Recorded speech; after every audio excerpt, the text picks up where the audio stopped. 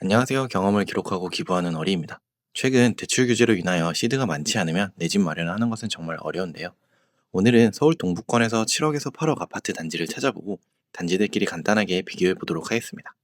먼저 서울 동북권은 한강 위쪽 그리고 동쪽에 위치한 지역을 의미합니다. 대표적으로는 동대문구, 광진구, 성북구, 노원구, 중랑구 등이 있는데 오늘은 동대문구와 성북구, 노원구, 그리고 경기도 구리 지역까지 함께 단지를 한번 봐보도록 하겠습니다. 이전 영상에서 말씀드렸던 것처럼 호갱노무 기준으로 아파트와 매매, 그리고 20평대 7억에서 8억, 그리고 500세대 이상의 단지들만 추려서 한번 보도록 하겠습니다. 제일 먼저 확인이 가능한 곳은 동대문구 답심리동입니다. 답심리 두산 아파트와 답심리 동아 아파트가 현재 가격대에 들어오게 됩니다. 해당 단지들은 전철역과는 가깝지는 않은 편이고 경사가 있는 편이라서 가격대가 조금은 낮게 형성이 되어 있는 편입니다. 그래도 두 개 단지 모두 단지 내에서는 평탄화가 잘 되어 있는 편이라서 단지 내 경사는 심각하지는 않은 편입니다. 그 다음에 바로 옆에 동대문구 전농동에도 단지들이 보이는데요.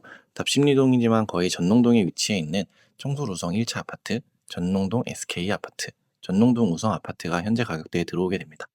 전농 SK 그리고 청솔 아파트에 비해서 낮은 가격으로 형성이 되어 있는데 단지 내 경사도가 꽤 있는 편이라서 아쉬운 부분은 조금 있습니다. 전농동 SK 아파트와 청솔 우성 1차 아파트 같은 경우에는 동일하게 2000년식이라서 상대적으로 거주하는 데는 큰 무리는 없는 단지입니다. 단지 근처에는 전철역이 없기는 하지만 그래도 버스를 통해서 5호선 마장역까지 이동이 가능하고 1호선과 7호선 접근도 그래도 가능한 단지입니다. 청량리 개발이 진행 중에 있기는 하지만 크게 영향을 미치지는 않을 정도의 거리이고 단지 자체와 입지만의 힘으로는 급격히 가격이 상승할 만한 곳은 아닌 단지입니다. 조금 더 위로 올라가 보자면 성북구가 위치해 있는데 이 성북구에서 가장 좋은 입지 중에 하나인 기름 뉴타운에 접근할 수 있으면 좋겠지만 현재는 가격대가 맞지 않아서 기름 뉴타운 접근은 조금 어려워 보입니다. 대신 같은 성북구이지만 6호선 월곡역 위쪽으로 하월곡동의 3개 단지가 눈에 들어옵니다.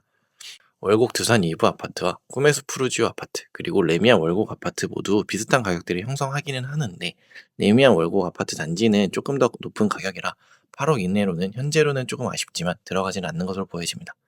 해당 단지는 위쪽에 동북선이 개통이 될 예정이라서 역세권으로 변모할 단지라서 가격이 좀 더 높게 형성이 되고 있다고 볼 수 있겠습니다. 월곡역에서 조금 더 우측으로 가보면 성북구와 노원구의 경계선이 위치해 있는데요. 이곳에서 성북구 석관 두산 아파트와 노원구 한진 하나 그랑빌 그리고 미성, 미룡, 3호 통칭 미미3 단지가 가격에 들어오게 됩니다. 아무래도 구축 단지인 미미3 단지보다는 석계역 더블 역세권의 도보로 가능한 한진 하나 그랑빌과 석관 두산 아파트가 조금 더 눈길이 갑니다. 한진 하나 그랑빌과 석관 두산 아파트 모두 중랑천에 끼고 있고 1호선과 6호선에 석계역을 도보로 갈 수 있는 데다가 초등학교도 각각 다 근거리에 위치해 있는 단지입니다. 자녀를 키우기에도 좋고 대단지인 만큼 사람들이 선호할 조건이긴 합니다.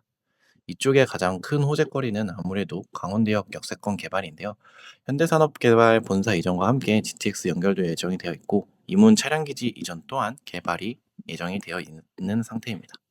조금 더 위쪽으로 올라가 보게 되면은 하기역 인근의 단지들도 가격대에 들어오게 됩니다.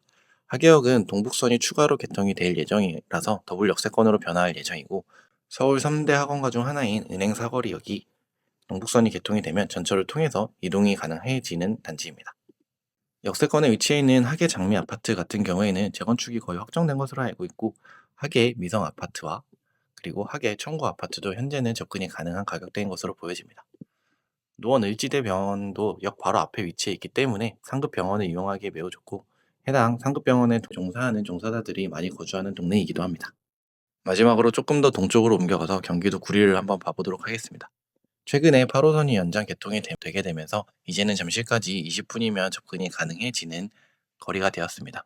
강변역 그리고 잠실역까지 이미 광역버스가 잘 되어 있기는 했지만 그래도 아무래도 전철역이 조금 더 편리하기는 합니다.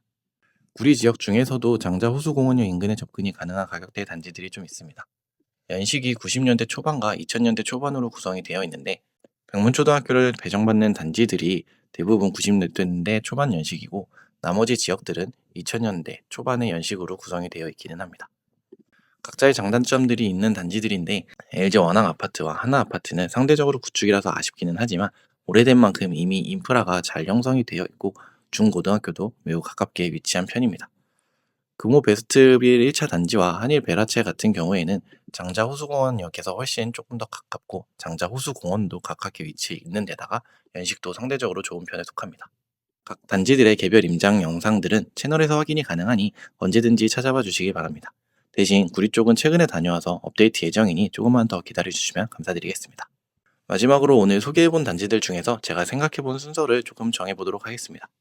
당장의 교통과 개발 호재가 있는 곳이라면 하계동, 석관동과 월계동, 하월곡동이 조금 더 좋아 보이고, 신도시 거주 경험이 있거나 자녀를 키우는 것이 매우 중요하다고 한다면 역시 하계동, 그리고 구리 쪽이 조금 더 선호가 될 것 같습니다.